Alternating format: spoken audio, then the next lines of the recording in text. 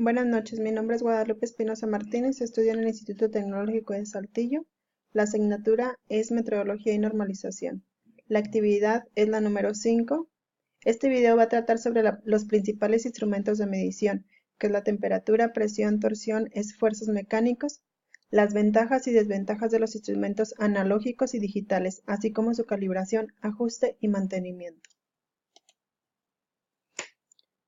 Instrumentos de medición. Es aquel que sirve para contrastar magnitudes físicas distintas a través de un procedimiento de medición.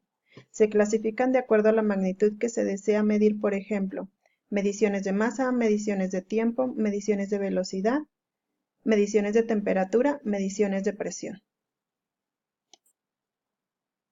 La temperatura es la medida de la cantidad de energía térmica poseída por un objeto. Las escalas Fahrenheit, Celsius y Kelvin son los tres diferentes sistemas para la medición de energía térmica basada en diferentes referencias. Medir la temperatura es relativamente un concepto nuevo. Los primeros científicos entendían la diferencia entre frío y caliente, pero no entendían un método para cuantificar los diferentes grados de calor. Esto fue hasta el siglo XVII. En 1597, el astrónomo italiano Galileo Galilei inventó un simple termoscopio de agua. Hay tres escalas comúnmente usadas actualmente para medir la temperatura. La escala Fahrenheit, que se representa por una letra F, la escala Celsius, que se representa por una letra C, la escala Kelvin por una letra K. Cada una de estas escalas usa una serie de divisiones basadas en diferentes puntos de referencia, tal como se describe enseguida. La presión. En física, la presión, símbolo P, es una magnitud física escalar que mide la fuerza en dirección perpendicular por unidad de superficie y sirve para caracterizar cómo se aplica una determinada fuerza resultante sobre una superficie. En el sistema internacional, allá presión se mide en una unidad derivada que se denomina Pascal, PA, que es equivalente a una fuerza total de una newtona actuando uniformemente en un metro cuadrado. En el sistema inglés, la presión se mide en una unidad derivada que se denomina libra por pulgada cuadrada, que es equivalente a una fuerza total de una libra actuando en una pulgada cuadrada.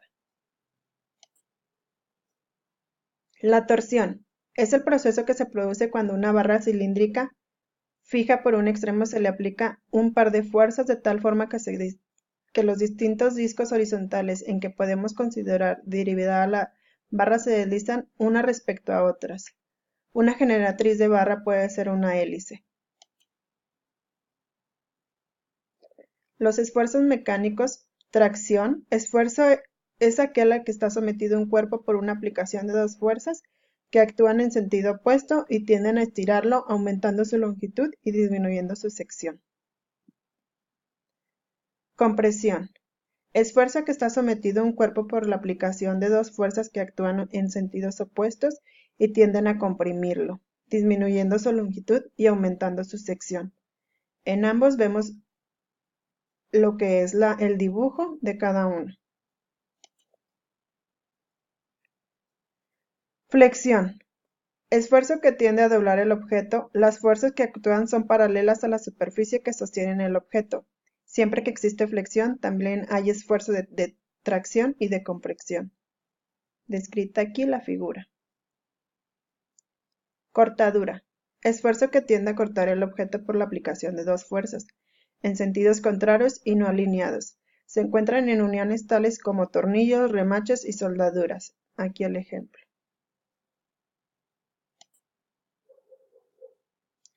Torsión. Esfuerzo que tiende a retorcer un objeto por aplicación de momento sobre un eje longitudinal.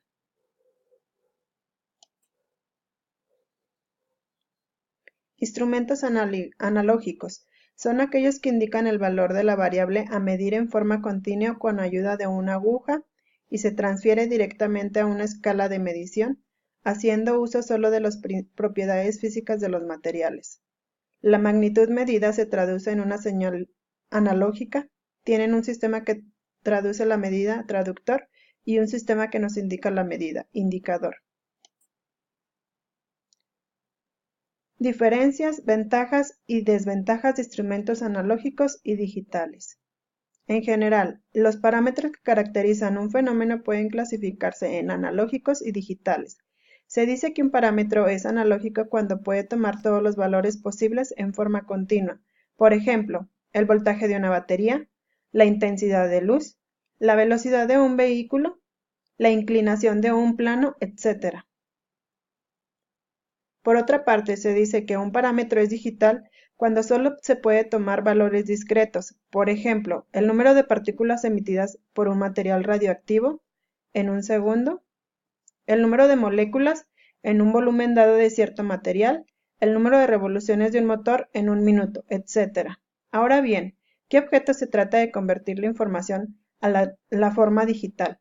Para contestar esta pregunta es necesario visualizar las ventajas y desventajas de los instrumentos tanto analógicos como digitales. Las ventajas y desventajas. Las ventajas de los instrumentos analógicos es que son de bajo costo, en algunos casos no requiere de energía de alimentación, no requieren gran sofisticación, presentan con facilidad las variaciones cualitativas de los parámetros para visualizar rápidamente si el valor aumentó o disminuye. Es sencillo adaptarlos a diferentes tipos de escalas no lineales. Las desventajas de los instrumentos analógicos es que tienen poca resolución, típicamente no proporcionan más de 3 cifras. El error de paralelaje limita la exactitud a más menos 0.5%. A plena escala, en el mejor de los casos, las lecturas se presentan a errores graves, cuando el instrumento tiene varias escalas. La rapidez de lectura es baja, típicamente una lectura por segundo. No pueden emplearse como parte de un sistema de procedimientos de datos de tipo digital. Las ventajas de los instrumentos digitales es que tienen alta resolución, alcanzando en algunos casos más de 9 cifras en lecturas y de frecuencia y una exactitud de más menos 0.02 milésimas. No están sujetos al error de paralelaje. Pueden eliminar la posibilidad de errores por confusión de escalas. Tienen una rapidez de lectura que puede superar las 1000 lecturas por segundo. Pueden entregar información digital para procedimiento inmediato en computadora. Las desventajas es que el costo es muy elevado. Son complejas en su construcción. Las escalas no lineales son difíciles de introducir. En todos los casos requieren de fuente de alimentación.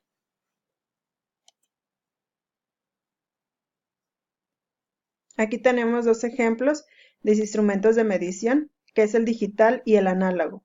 ¿Sí? En este, que es digital, tenemos una alta exactitud y resolución. No están sujetos al error de paralelaje. Pueden eliminar las posibilidades de errores por confusiones de escala. Tiene rapidez de lectura, que es aquí. Puede entregar información digital para procedimiento inmediato de una computadora. Sí, las desventajas son complejos en su construcción, sí, que viene siendo todo esto. El costo son elevados. Las escalas no lineales son difíciles de introducir y requieren de una fuente de alimentación. Ahora que vemos una herramienta analógica. No requiere de cuidados complejos. Es sencillo adaptarlos a diferentes tipos de escalas no lineales. Son de bajo costo. Presentan con facilidad las variaciones cualitativas de parámetros. En algunos casos no requieren de energía de alimentación. Las desventajas es que tienen muy poca resolución. No pueden conectarse a un sistema de procedimientos de datos de tipo digital. La rapidez de lectura es baja. Puede presentar errores graves cuando el instrumento tiene varias escalas. Y el error de paralelaje limita la exactitud. La calibración. La calibración es el proceso de comparar los valores obtenidos por un instrumento de medición con la medida correspondiente de un patrón de referencia o estándar. Según la Oficina Internacional de Pesas y Medidas, la calibración es una operación que bajo condiciones específicas establece una primera etapa en una relación entre los valores y las incertidumbres de medida previstas por estándares o indicaciones correspondientes con las incertidumbres de medidas asociadas y en un segundo paso, usa esta información para establecer una relación para obtener un resultado de la medida a partir de una indicación. Los principales motivos que puede provocar la necesidad que se realice una calibración en los instrumentos de medición son que el instrumento sea nuevo, que se ha agotado un tiempo específico, que se ha agotado un cierto volumen de uso, horas de trabajo, cuando un instrumento ha recibido un golpe o vibraciones fuertes que puedan haber causado que éste descalibre, cambios de temperatura superiores a las aceptables, siempre que las observaciones obtenidas sean cuestionables por alguien más. El proceso de calibración se inicia con el diseño de instrumentos de medidas que ha de ser decalibrado. El diseño tiene que ser capaz de soportar la calibración a través de su intervalo de calibración, es decir, el diseño tiene que ser capaz de tomar medidas que se encuentren dentro de la tolerancia ingenial cuando se utiliza en condiciones ambientales durante un periodo de tiempo razonable. En general, los fabricantes de equipos de medida asignarán la tolerancia en la medición, sugieren un intervalo de calibración y especifican el rango de utilización y almacenaje normales. El hecho de tener estas características aumenta la probabilidad de los instrumentos de medidas actuales se comporten de manera esperada. El proceso consiste en elegir un estándar que cumpla la norma anteriormente mencionada sobre la incertidumbre de medida y hacer servir para comparar su medida con la del aparato calibrador. Hay que decir que este proceso de calibración mediante estándares está prácticamente siempre precedido de una inspección visual del instrumento, donde se comprueba que éste no presenta ningún daño físico que se pueda apreciar a simple vista. Los resultados de inspección se determinan comúnmente como los datos as found de la inspección, datos de instrumentos, tales como se han encontrado. Normalmente todo el proceso de calibración es encargado a un técnico especializado que será el que se ocupe de documentar que la calibración ha sido completada con éxito. Los tipos de mantenimiento que se realizan en los mismos no son todos iguales. En los casos de cada equipo tiene su singularidad, pero en general las tareas con que mayor frecuencia se realizan son la verificación y o modificaciones de la configuración de los instrumentos de campo, calibración on-off para la mayor parte de las mediciones de presión, caudal, nivel de temperatura y equipos analíticos de medición continua. Otras de las tareas que se realizan durante un mantenimiento periódico son chequeo y testeo de entradas y salidas, limpieza, cambio de sondas y calibración de analizadores, limpieza y canalizador del pH, calibración de conductivímetros, chequeo de las electromecánicas de caudalímetros, calibración de transmisores, verificación de sensores, chequeo de las válvulas de control. Si los equipos cuentan con información de autodiagnóstico, el mantenimiento predictivo permite regular el mantenimiento periódico y evitar el más caro de los mantenimientos, el correctivo, que es aquel que se implementa cuando ya está intestado del problema.